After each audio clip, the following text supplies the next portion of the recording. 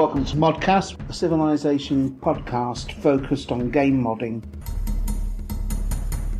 Rob, R8XFT. Vice Virtuoso. Right. Yes.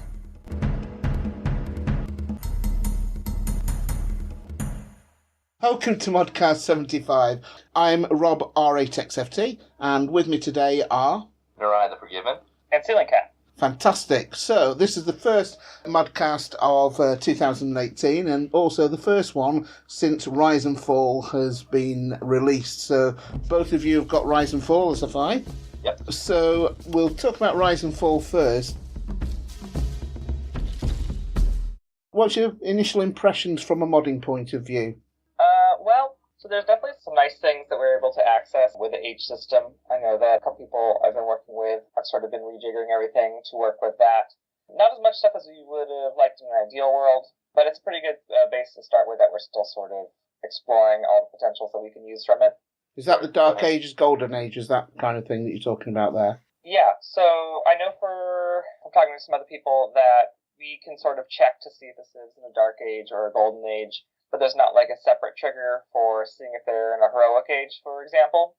Okay. So that would be sort of something where we get good stuff, but not necessarily all the stuff we would want. So it'd be kind of hard to give a civ an ability that only happens during a heroic age, for example. So I was definitely raging the other day because I was looking at the Dark Age policies, which I think are fantastic. Yeah.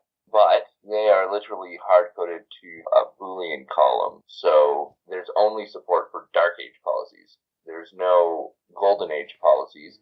If you decide that you're going to create your own set of new ages, which is theoretically possible, you can't add any policies to that. So if you wanted to build a slavery/freedom mod that used a slave age and a free age, there's going to be no policy support for that. For now. For now. Hopefully that changes in the future. I would agree with Ceiling Cat too. There isn't a lot of new features in Dark Ages. There's a lot of, I think, very good quality, very much liking the changes, but there's only about 5 different new things. Dark and Golden Ages, you've got governors, loyalty, you have emergencies, you have loyalty, and that's about it. Although, this morning, just to play a couple of the mods that Civitas have done that haven't been upgraded to Rise and Fall yet, played the base game, and it seemed a little bit empty without the things that have been added. You know? Oh, absolutely. Yeah. You know, I was thinking, where's my points for picking up that, getting the village, or where were the points for destroying those barbarians? And I realised, of course, that wasn't there then. So it did seem a little bit empty. Yeah, I would say that even though the expansion pack may be in some ways sort of limited in its scope and what it adds, I think that what it does add is really important for sort of, world building, immersion sort of thing. So it's the kind of stuff that when you don't have it, it's immediately apparent. You're like, wait, I'm missing something. Yeah. So I think they've done an excellent job, which I think was their plan to sort of build that story into the game more, especially with the timeline sort of thing. Yeah, I love the timeline. Yeah. And I personally feel that Vanilla Civ 6 had a real problem, a drought, if you will, in the middle of the game. Mm-hmm. Maybe not the middle proper, but kind of in the medieval era. Once you figure out the barbarians, if you're not warmongering, you're kind of left, well, what am I going to do? So, going back to the modding side of things then, Sukritat himself has already worked out how to do some new images for the timeline, which is going to be very useful for us, isn't it? Yeah. Definitely. I think it was Luigi put together a utility, actually. All right.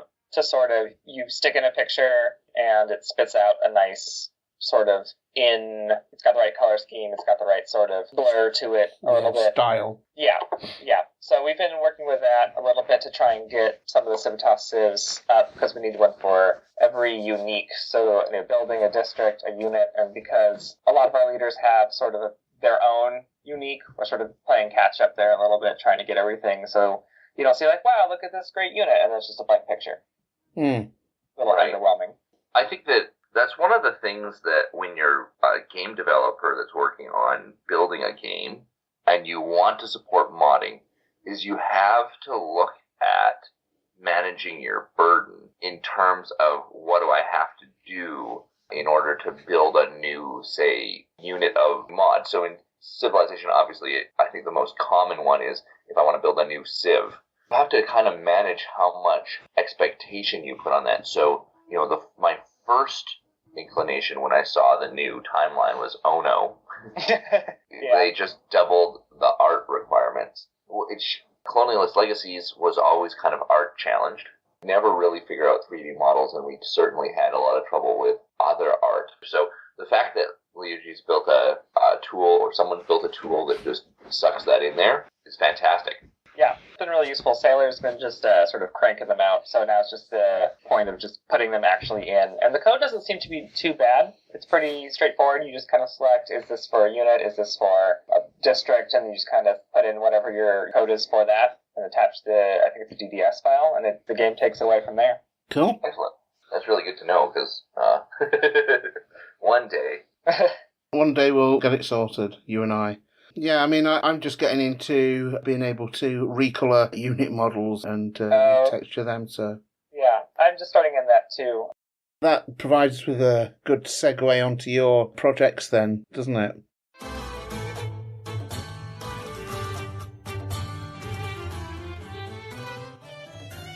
What's the plan with the Berbers?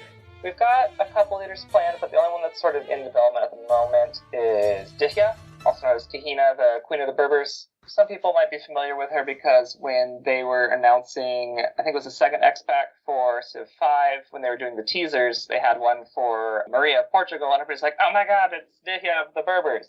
And then it wasn't, it was Maria of Portugal. So that's sort of where I came into familiarity with this sort of historical figure, and she's just really interesting. So we decided to go with her for the base leader. So she's kind of the pre-incarnation of Tamar of Georgia. Yeah, kind of a little bit, yeah. The other leaders that we have sort of in mind farther down the road, one is Massinissa, who is the first king of Numidia, so more Roman era. Oh, yes, now that would be great. And then the other one we've got is Husela, known as Caecilius, who's sort of the person who took up the resistance against the Arabs before Dihya did. So it's kind of nice because they'd all be a different religion. So we have Dihya as Jewish, we'd have Massinissa as a sort of pre-Christian Berber belief, and then Kusela would be Christian. That's pretty cool. Yeah.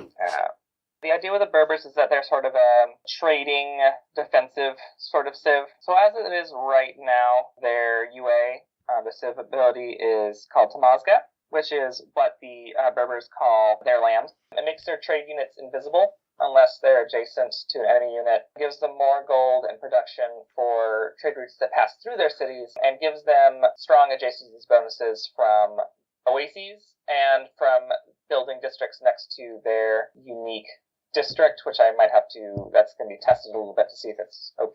But their improvement is going to be the Fagara, which is kind of like an irrigation system. So that's going to help them really sort of get food from the desert, since they'll be biased to start in the desert. So it's kind of like the Great Wall, where it can only be built in a line, and it'll actually get food on its tile and adjacent tiles, but only if they're flat and deserty. We're still working out some of how that's going to work in relationship, giving bonuses to perhaps being adjacent to hills or mountains. Trying to keep it useful, but not overpowered.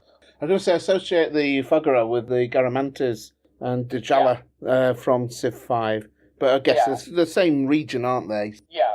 Sailor Cat's been working in a city-state sort of overlord there. We've been working on maybe releasing some Berber-themed city-states along with the mod. So Garamantes, their capital, was one of them. And the other one we were going to go with was the Saleh, the pirate haven in Morocco. Wow.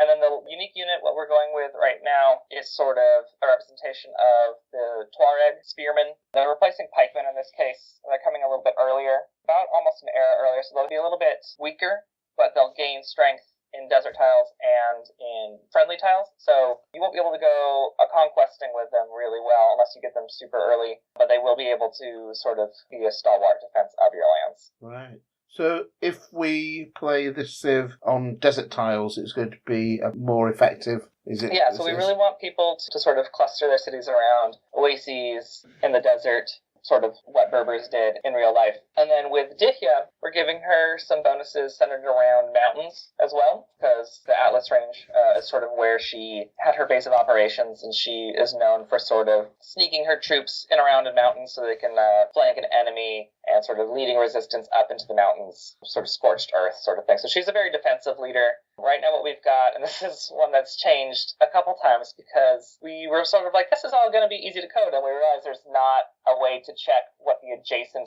terrain is. So Really?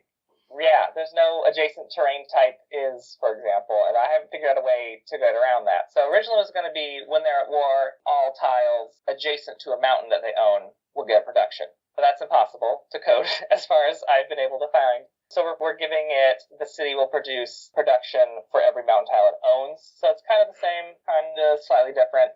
So I'm still tweaking the numbers on that. Not sure for the percentage or if it's a flat number, but we're still working on that. And then she also gets a bonus for her units fighting on owned desert tiles. So really defensively oriented. Sounds good. Right. I sort of took the lead on this one as part of Civitas. This will be my first full Civ. I've done leaders. This will be my first Civ, and the other guys have been super great about sort of, hey, this is how mod art works. And I was like, good, I have no idea how that works. Right. And this will be with Rise and Fall, compatible with Rise and Fall. Yeah.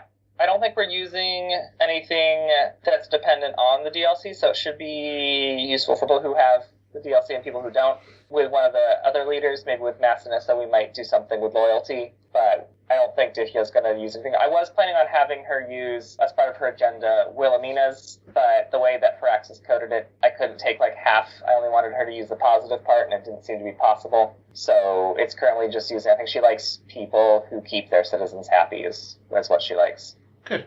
I like that too. Going back to some of your earlier stuff then, you did 2 Matildas, didn't you? The Matilda for Italy and the one for England, which are both very good. I played with them both. I think they're very good art and very good, thank you. but very well done and sort of a boon to the game. And one of the things just to pick up was that we've talked about before is that now there are multiple leaders. Modders like yourself are able to pick on a modded Civ and add leaders to that too.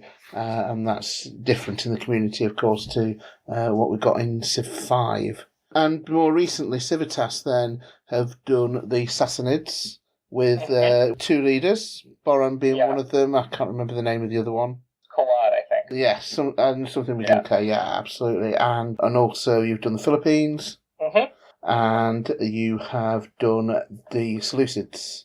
Yes. So Seleucids were really chimpanzees, sort of baby. Sassanids were definitely, that was a Sailor Cat working, sort of heading up that. Each project sort of has their own leader depending on who sort of like it's their... And other people help. Yeah, we all sort of split the work. There's sort of one person who sort of leads us in a direction in this case. I think Philippines was perhaps the most sort of, I don't know, anarchic, if you will, didn't have a clear leader. That was a lot of sort of going back and forth, finding out which leaders do we want, which ones do we want to come out first. Everybody sort of was like taking their own leader and just sort of taking the base Philippines in a different direction. For example, the second leader for the Philippines was sort of my take on the sort of direction of the Philippines as a more sort of diplomatic, cultural Philippines as opposed to a trading one, which I think the base Civ is sort of leaned to in Aragon culture with Rizal. Yes. Of course, there's a Tano as well, isn't there, if that's how you pronounce it? Yeah, that was the sort of one that Chimp had actually started working on, and it was like, hey guys, I've been working on this. And we're like, wow, this is great. And sort of taking it, that the last little bit of tweaking the ability, seeing if there was potential for more synergy, and sort of refining that Civ. So that was actually fairly surprised to all of us when it came out, but we were super happy to jump onto that one. Cool. There's the ones that we've mentioned. So far you've got Baran and the Sassanid. So you've got the Sassanids compatible with Rise and Fall, but the other ones aren't yet. Is the plan as soon as you can, basically, to get the other ones upgraded as well?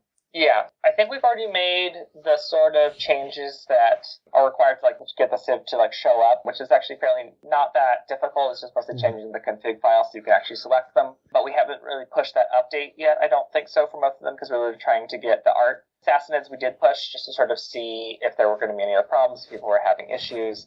Thankfully, it doesn't seem to be a problem other than the load order one, but we've got there's that community fix that we're trying to push out to people so that they know what they can do to resolve that on their end. But yeah, actually Colin Guiton is updated for Rise and Fall, but the Philippines aren't, so that's kind of a problem there. But yeah, we are working on it. Now, Civitas moved on to do other things as well. I know that Crazy Scotsman has done some estates, and you mentioned about city-states for the Civ, the Berbers. There's been some resources as well, is that correct? That is correct. So yeah, Yes. so Pokio, I've never tried to pronounce that word out loud before. Okay. He is a person who likes to just tweak the game, add things, sort of just a lot of small but important sort of tweaks. So he's got a bunch. He was the one who did the sort of expanding the sort of the Civ base game abilities. Yeah. The last thing that we've been working on sort of as a group was this resources expanded. Yes. Sort of in the same vein as the resource pack that SuperTact put out. Sort of trying to add not overwhelming amount of resources, but something to kind of keep it fresh. So this one adds electrum, pomegranate, cedar, and penguins, which have been very popular. Yes, and they look great. So if you do any more, just a little request that you do either frankincense or myrrh, that would be great. Yeah, we've been sort of polling both inside and a little bit outside the group just to sort of see what we're interested in doing, and I keep bringing up frankincense and or myrrh as a good sort of spice split, if you will. That would be useful to me, of course. But pomegranates are very ancient. Those can definitely go in. Penguins weren't around in the Mediterranean, but they look great. Sadly. Any other plans for the Civitas group, then, that we've not covered already? Yeah, we've got some more civs in the works, but nothing that's really sort of approaching finishedness, if you will. Okay. Crazy Scotsman's Jerusalem is going to get folded into Civitas. We're working on perhaps changing some things to get compatible with Rise and Fall, maybe some new abilities, some new leaders. I believe were already sort of planned beforehand, but sort of taking those sort of in-house a little bit and getting that group work on it, which it was already sort of a communal effort, if I recall. Crazy Scotsman was saying for Jerusalem that just so many people wound up helping, contributing to that. So we're hoping to keep that sort of spirit of community alive in this project for Jerusalem, and hopefully get some new leaders out for that soon as well. And then we do have some more leaders for Philippines planned as well. The leader art's all done. It's just sort of deciding where we want to take them in terms of like their abilities. So we had Lapu Lapu Kudarat. So he's got a sort of a more defensive play. I think he's going to have sort of walled city unique. And then we've got sort of one that sort of I set it on a whim, and Chimp went out and whipped up a leader really quick. So eventually we'd like to get Corazon Aquino. So a bit more modern leader. Some Diplo, I believe, focus is what we want to do with her. I think it's gold as well. As a modder, I particularly dislike modern nations. I'm much more interested in indigenous peoples. Mm-hmm. But there's nothing that prevents one modder, assuming that they're on good enough terms, to make a modern leader for an indigenous. So that's really interesting to see the different leaders in different ages. I think Philippines is a really sort of unique example in that sense, but it's not the only example. But so that's if and when get Cory Aquino in there, it'll have a unique unit from the ancient era, right, that represents sort of the the original colonization of the Philippine Islands, and it'll span all the way up until like the 1980s. So it will really be sort of a civ to stand the test of time in there. So we're pretty excited about that. Tell us a little bit about how you got interested in Civilization and how you got interested into modding. I started playing Civ 3 was my first one. Sort of just a family friend had it, and I was like, this looks neat. Checked it out. Instantly fell in love, even though I was terrible at it, because I just decided that every city needed every building, and then would probably go bankrupt. But it really sort of spoke to a love of history that I didn't really know I had at the time. I remember playing as the Byzantines and thinking, wow, this is a wacky civ with, like, what kind of word is Byzantine? Constantinople's an outrageous capital name. Sort of awakened that sort of history nerd in me, and look where I am now. But my first mod I published was actually not for a civ game. It was for Europa Universalis. But I had sort of been tweaking files in 3 and 4. Not so much on 5 because it's not really set up for modding a lot on the Mac, which I had at the time. But mostly in 3 and 4 I was changing city names around because I was never happy with them, which is sort of the origins of my Rosetta and ICN mods for Civ 6.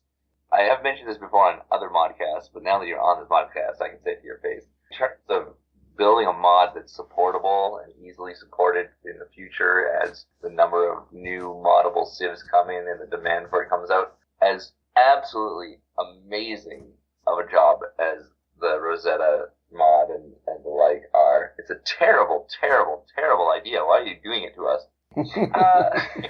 Well, yeah, I don't know infinitely how sustainable it is. I'm currently working on getting the new Civs for Rise and Fall hooked into the system. So right now it's just a big ol' trawl through Wikipedia looking for, what's the Burmese name for, Washington? Or what's the Dutch name for some random Cree settlement? So it's a lot of trolling at the moment, but I did sort of have this thought of like, okay, there's two ways I can do this. I can either put the onus on me or I can put the onus on other modders. And I just remember how many sort of mods there were in Civ 5 that modders had to sort of support. And I was like, if I do that, then no mods are going to have support for it. So I've been sort of managing it myself because I figured that was the only way to really make it happen. So the nice thing is that with every Civ I add, that's bigger chance that the database already has that particular city I'm working with, which is nice. So it's kind of diminishing additions, if you will. And the hard part is just adding new languages is really the rough part. But isn't it an exponential problem? Because for every someone adds, if I add the Blackfoot, yeah, not only do you have to answer the question, what would Washington call this Blackfoot city or location, then you run into the problem of, okay, now what would the Blackfoot call Washington? What would the Blackfoot call London?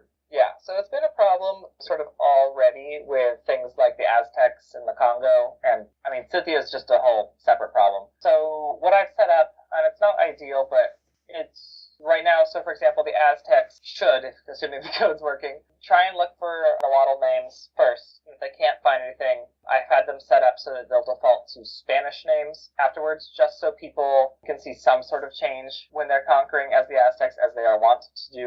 It's always like sort of in the back of my head of, hey, if you play the Congo, don't expect every city to be renamed, because I don't have that information. I want every city to have a name in as many languages as possible. So it's kind of like, I feel like if I feel like I'm close to something and I can't find a name, I'm just like, it's frustrating a little bit. But it's definitely a labor of love. I wouldn't be doing it if it didn't give me some sort of satisfaction. I kind of think of it as almost a mindless sort of work, just trawling through the databases, looking for names. So it's kind of like an unwinding sort of mechanism, as strange as that might sound. Yeah, I could get that. What's nice is that, in a way, is that I think we're sort of running out of civs that I think are going to have sort of a global name coverage, so like Dutch and Korea. The nice part is that if I do add, for example, the Blackfoot, I don't really have to go trolling for names, perhaps, in like the Middle East, because that would be sort of unexpected. It'll mostly be relegated to places in North America, maybe a couple European capitals. When I get a mod like Thule, for example, and I'm like, okay, how many cities realistically have Inuit names? And I can sort of pare down and try and just hit big cities or cities that are on the tops of the name lists so that if they're more likely to appear, I could try and look at those first.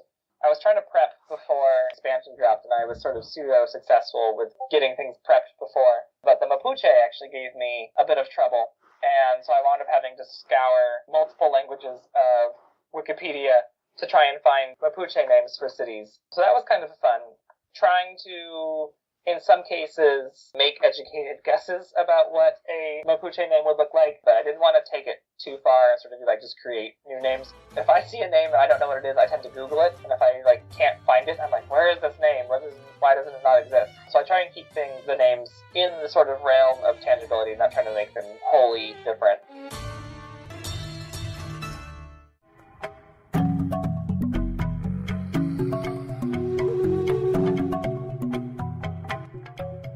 The Cree themselves, in real life and real history, didn't follow the same course of history as the natural civilizations would. It's a civilization or a group who didn't have all the traditional buildings, etc. So if that's the case, how would you have modded the Cree? How would you change it? So I think it's a problem that's been, or an issue that's been sort of endemic to the series for a little bit now. With the Huns in Civ 5 that kind of brought it for a little bit.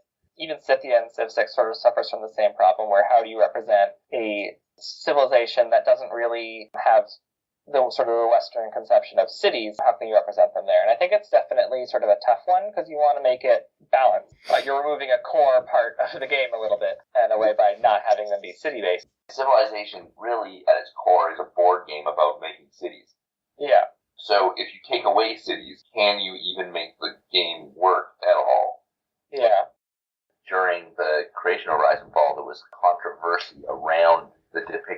Stormmaker and the Kree, kind of the final statement made was the Kree didn't really participate in the 4 pillars of the 4X game.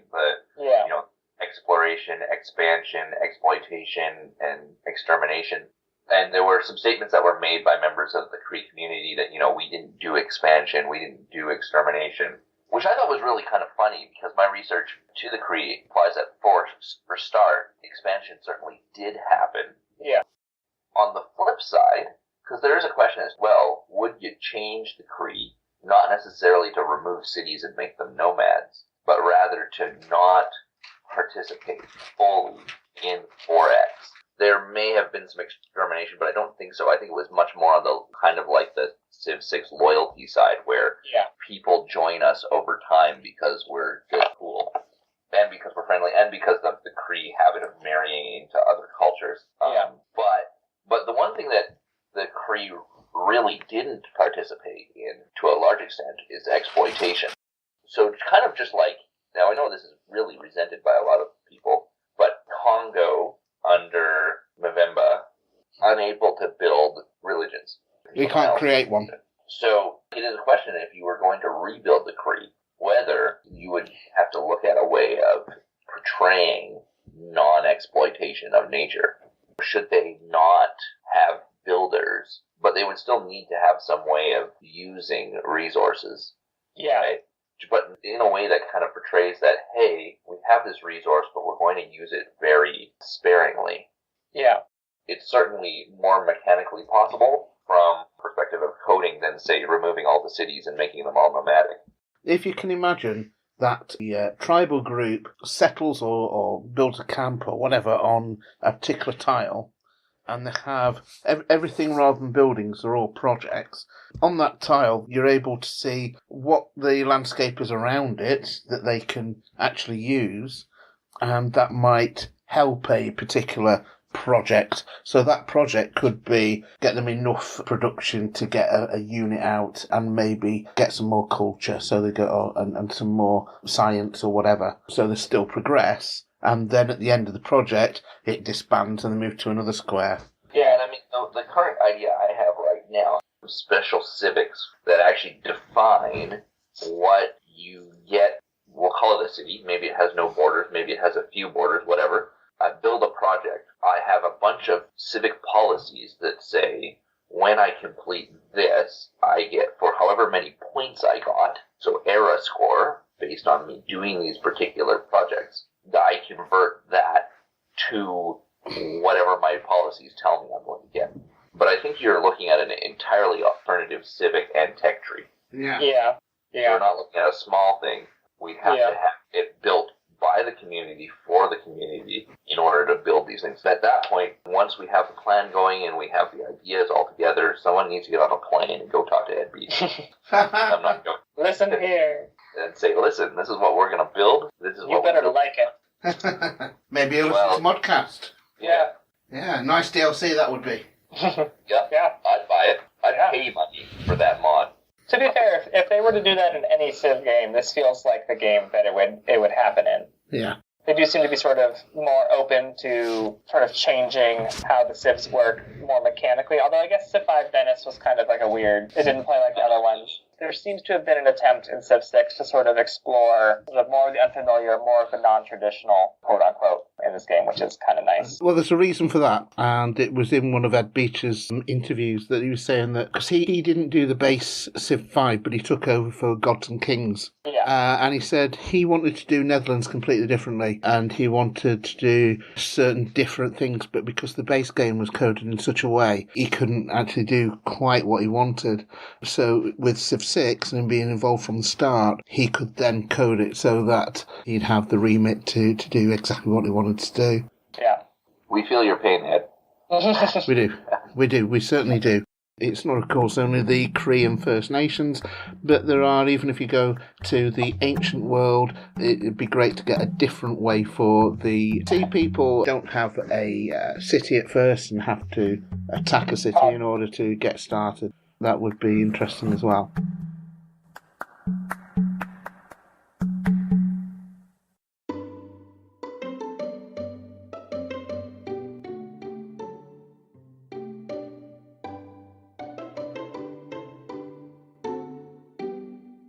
One of the new civs that's come out specifically for Rise and Fall is Sucretat's Iceland, which looks quite spectacular. It includes an animated and speaking leader. What do you think of it?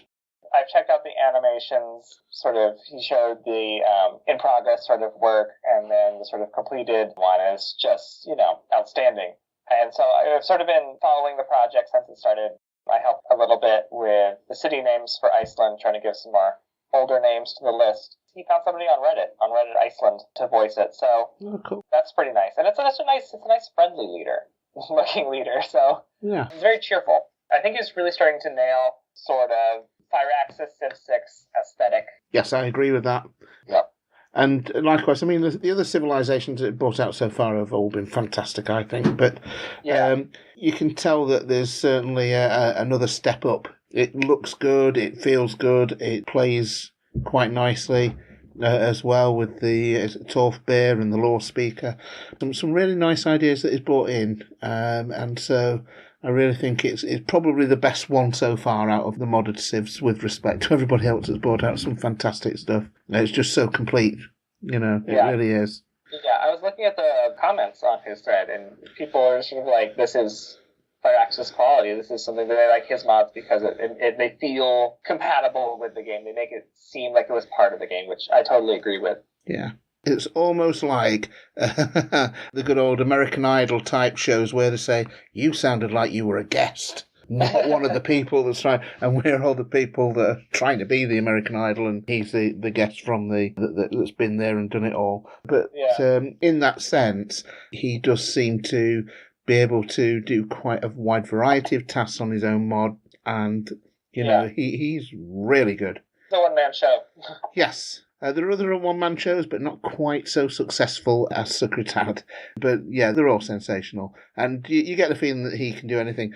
Now, I mean, really, I always said the key to being a really good modder is to be able to not need anybody to do anything for you. That doesn't mean to say that you can't use other people's stuff, but not rely on anybody is the thing to be. And he certainly doesn't actually rely on anybody, but still can help him. Yeah. Yeah, that's exactly right. Like, Suk doesn't need anybody, but if somebody offers the help, he doesn't turn it away, and it can help him sort of focus on the other parts. So, like, the leader, he doesn't worry about gathering city names, and that's one less thing that he has to do while he's trying to get this awesome leader head out. Absolutely. And I haven't really had a chance to play the Burma, which he brought out just before for the standard civ, but looking at the Payer there, for example, what a fantastic building, He's obviously an art major as well, isn't he? So you can tell that. Very talented guy. The modeling, Yeah. We've been sort of at Civitas, sort of working on trying to get some models in the game, and he's been really helpful at sort of guiding us, like, oh, your model doesn't have any bones, that's why it's not importing here. So he's always been sort of willing to give information, share his sort of expertise. So it's one match, but he's also willing to sort of give back to the community and help other people out, try to figure out how to do these sort of things like he does. But yes, Iceland, if you've not got it, please download it. You're for a treat. It's a really, really nice civ and looks very Firaxis. It's probably it's definitely the most Firaxis looking civ that's come out yet. Hands down. I'm looking at Burma right now too. That I would also say that has a very Firaxian aesthetic. Yeah.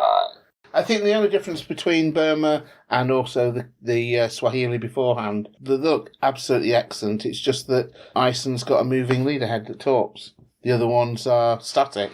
So that's the only difference. The quality of the other ones is still outstanding. The one thing I think sets apart Iceland from Burma, the sound quality is really good on Iceland, and the lip movement seems to be practice makes perfect sort of thing. And the second or third time around now, because I guess he did voice his own leader at the beginning for I Am. Yeah. So I think it's just we're sort of seeing the sort of maturation of those skills of him sort of getting this down, right? My only criticism that I would have for Siam, the animation sometimes looks a little like Secret is learning to animate, which is exactly what's happening, right? Yeah, he'll go back and do another version, won't he? Right, and I mean, like, Firaxis is obviously employing top-end animators that have been doing this for years and years, so some oddities sometimes around the hand movements. Yeah. But those are hard. Hands are hard. He has listened, of course, to my advice, Sukatat, which is to get the leaders to look directly at the person playing the game, which didn't always happen with some of the early leader heads. I don't know if he's listened to me directly, it's just a comment that I've made before, and I make it to other people as well. It was a big thing back in Civ 3 that the key was to make sure that the leader was steering directly outwards so that he was looking at the person playing the game. And it kind of dropped off by about Civ 5. That people were doing these leaders that were looking away, looking disinterested. They've got to engage, I believe, with the player, and certainly his definitely do now. So that's just a minor criticism, but there you go.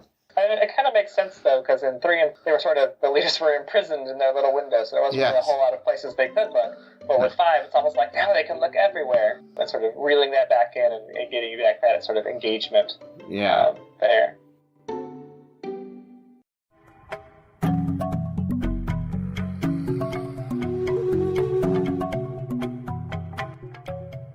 I have a final question for you then. We would imagine that Firaxis will bring out another expansion. Mm-hmm. What are your hopes and fears for that? I want my Ottomans, and I want my Byzantines, so I want them to be in there. I think one thing that I would hope that another large expansion would bring would be some more fleshing out the late game a little bit.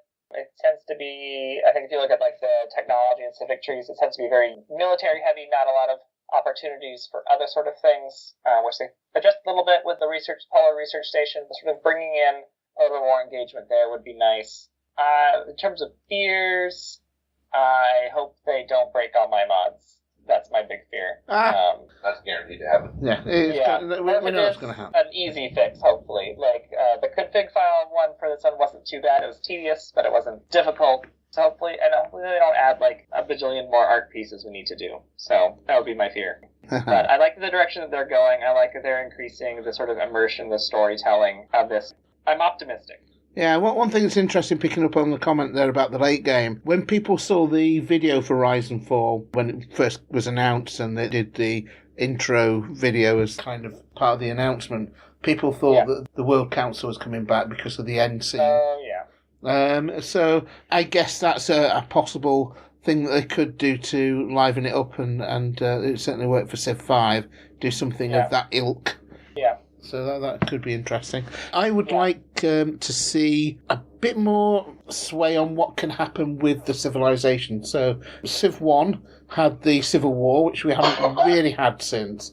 And now that there's multiple leaders, I'd like a couple of things that can happen, really. One is that if the system detects that an alternate leader is available for that Civ, and, there might be one in a couple of 100 chance of this happening, in the game, or, whatever, very slim chance, but there is a chance that other leader takes over half of the civilization and creates a new, so if it was Spain, creating a new Spain, and the old leader would look after a certain number of cities, and this new one would look after a new lot, especially if it was on a different continent. Maybe within the loyalty and rebellion kind of thing. I would like to see all the civs and city-states kind of, I don't know, kind of couple up or merge or whatever into the idea that a civilization can start out as a city-state and then, due to whatever circumstances, get another city and start becoming an empire. Or alternatively, an empire that is reduced right down to its single city could potentially become a city-state and act in that way. If it was played not by the player, if it was a AI Civ. So there'd be some sort of a almost rise and fall again of the empires where it was a bit more fluid with what actually happened with the full civilization, if you get what I mean. Yeah. I think definitely back to Civ 4 when they had the sort of vassalization, the colonial sort of separatism. I think that'd be really interesting to bring back. Yeah. So for me, I think two things. Nomad support. We've talked about it a lot on this. Demand it. The second thing is, I'd like to see a world council. I think right now it's actually, the groundwork has been laid. I think there would need to be some new systems. I don't think that it would be wise for a modder to build a world council now. But the way I envision it works kind of like this. Era score becomes World Council score.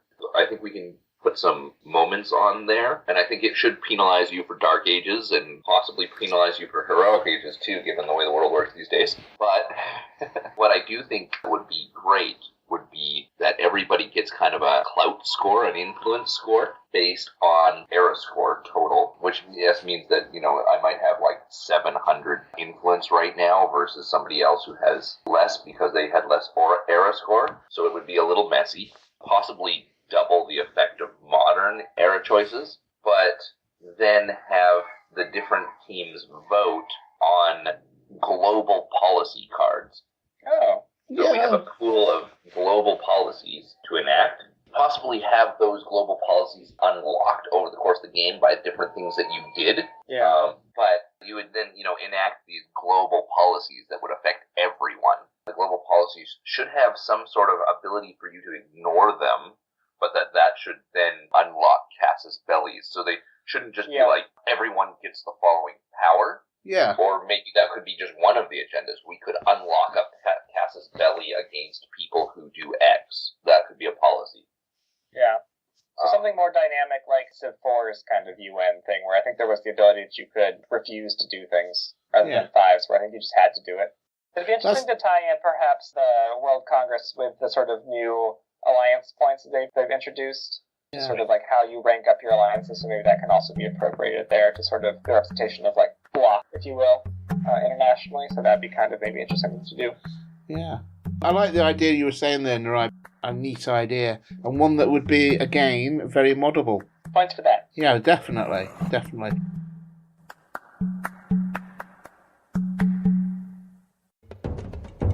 Support the ongoing Polycast Patreon campaign. Collective achievements. Personal incentives. Month-to-month commitment. For more information, visit thepolycast.net/Patreon.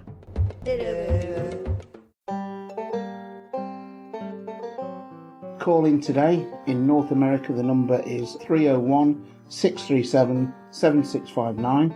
In Europe, 44121-288-7659.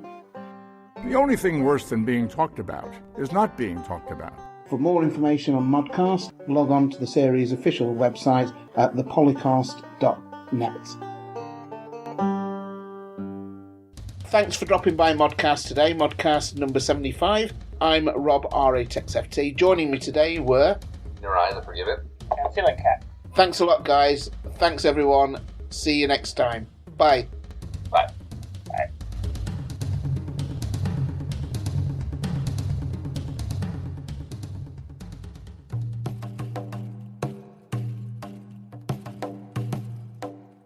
Whatever the equivalent of podcast's version of Movie Magic is. Yeah. Well, if you had all listened to ModCast 74, Dan was it. Oh, yeah. I commented on the Fanatics thread that the first question Rob asks of Crazy Scotsman is actually, like, pieced together from 6 different parts where Rob tries to get that question out. Uh-huh. Dan makes it sound like one cognizant... One cohesive thought. Yeah. If you listen to the background sound, like the air sound, you can hear it clipping. Yeah. But besides that, it's like pro work. Miracle worker. Because Rob was actually there for about 10%. Oh yeah, I was wondering. This is here. We don't have enough time to unpack the differences between Canadian American and English. Okay. Not to mention the difference between whatever Rob speaks and whatever the Queen speaks. Is there much? It's exactly the same. Well, exactly. Yeah. And the Queen does talk about modding. Maybe the Queen mods, but we just don't know.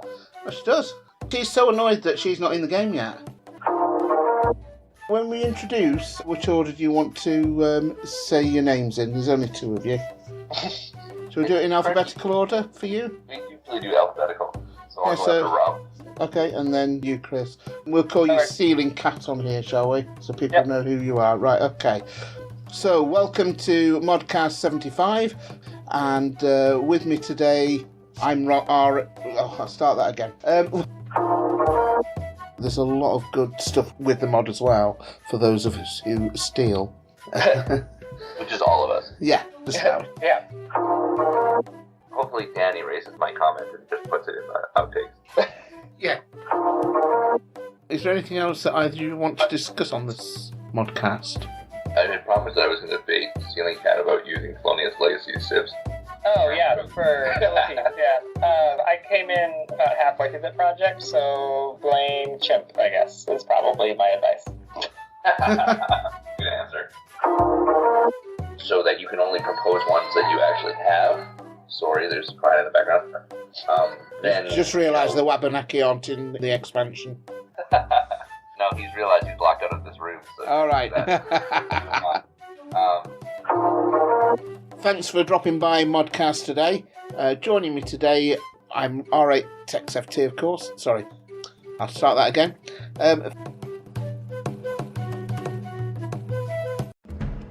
Recording 17th of February 2018. Civilization 4 and 5 sound clips, copyright Take-Two Interactive.